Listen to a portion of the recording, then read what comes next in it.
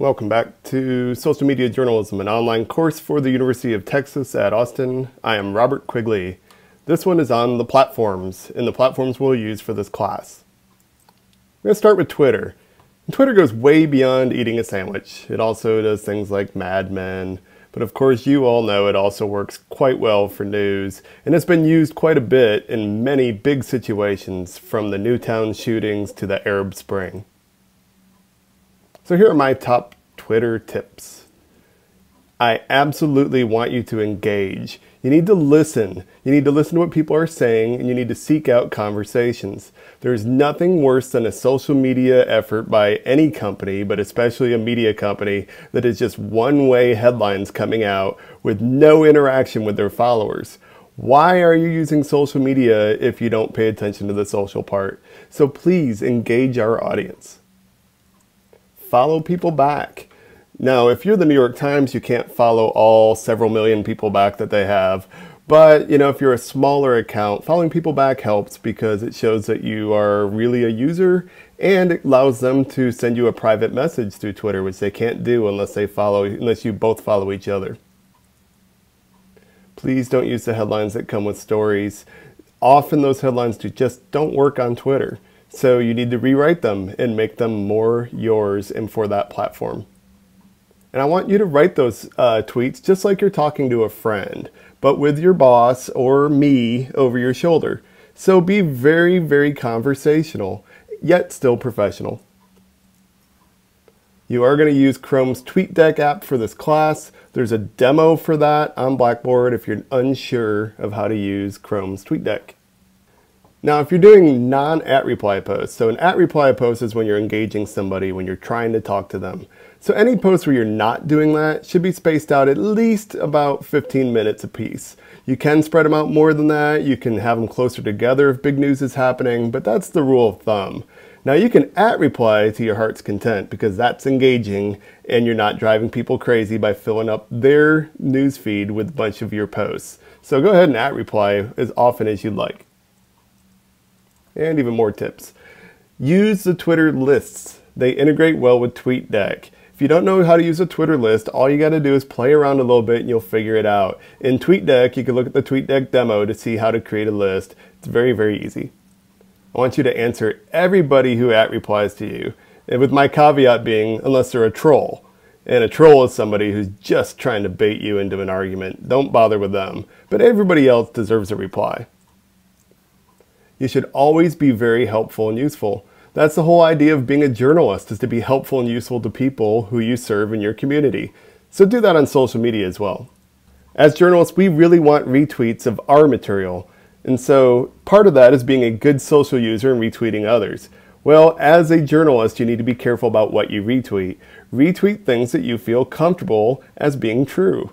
So in other words, make sure that the journalist that you're retweeting, or the news organization you're retweeting, or the individual that you're retweeting is somebody who you think has good information and can back it up. Journalists are fair, accurate, and honest on social media. We are everywhere else as well, but it doesn't go out the window just because you're on social media. I want you to be very transparent on your own personal accounts.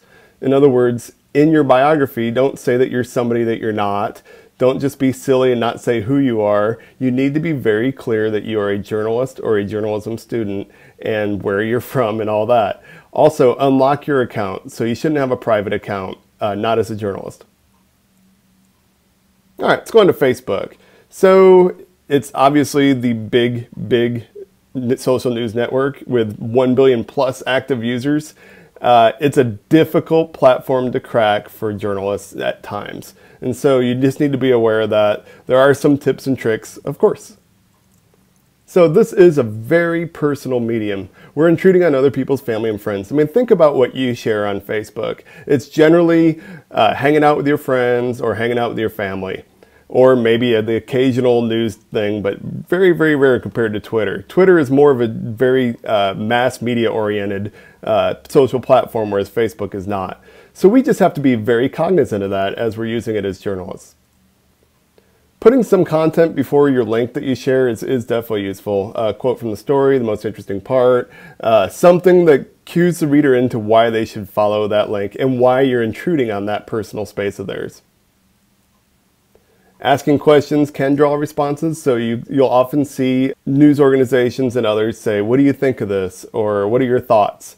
You could overdo that. There's some news organizations that on almost every single Facebook post say, "What do you think?" And it's just trolling for people to comment. However, it is a good thing to do if you have a good question to ask. Posting a photo with a story does better than text alone. It's been shown that Facebook's algorithm pulls things that are have photos with them up to the top of people's news feeds. So definitely try to look for a good photo to go with stories. Post new content no more than once an hour. Again, this is a general tip. It's not necessarily a hard rule.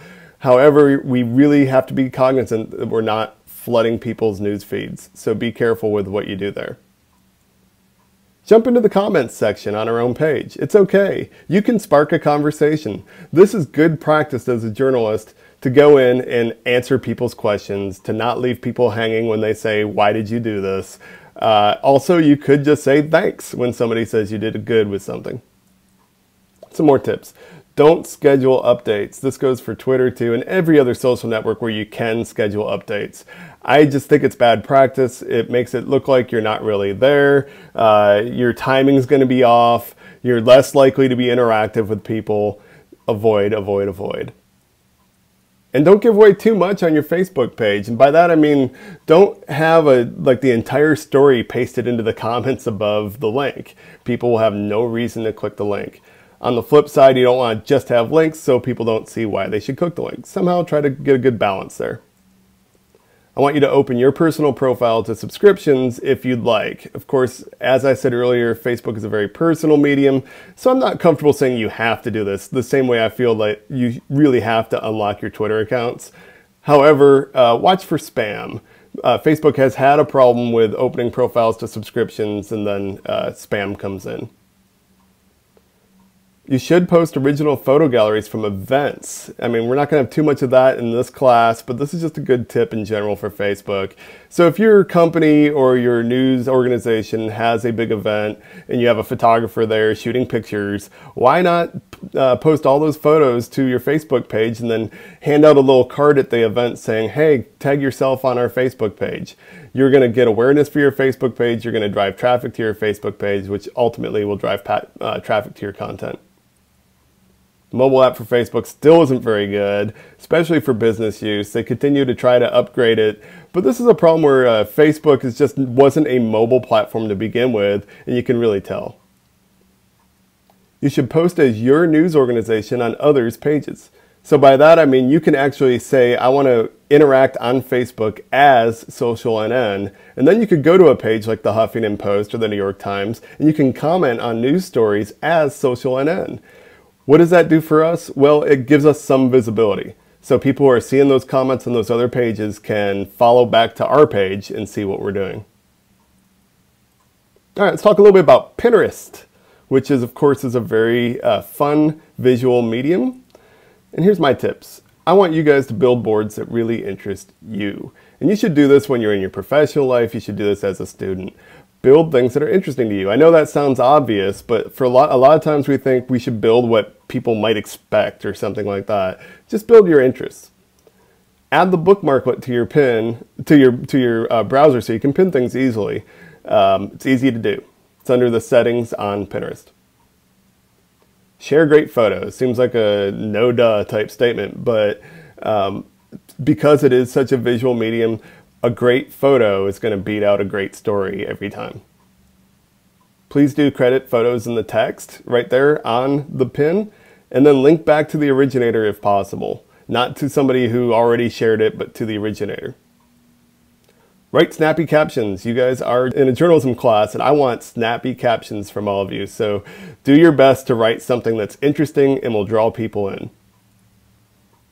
Repinning others from media sites to average users is a good practice, and that to me is interacting on Pinterest. So if you're looking for interaction, if you're repinning others, that is interacting, even if it's only from our side.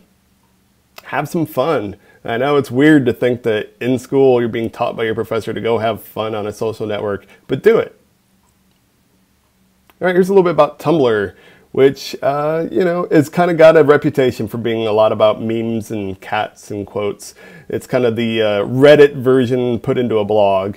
However, I do think it can be a very useful platform for journalists. So here are my tips. It is a visual blogging medium. Much like Pinterest is a visual medium, so is Tumblr. So think photos and charts and videos and illustrations. Use the Tumblr dashboard to follow great Tumblr users. This is a good spot for me to say you really need to check out the Tumblr demo, which is also on YouTube, linked to off of Blackboard. So go find that if you haven't looked at it already and check it out. You should reblog Tumblr posts that you find interesting. This is much like retweeting or sharing on Facebook.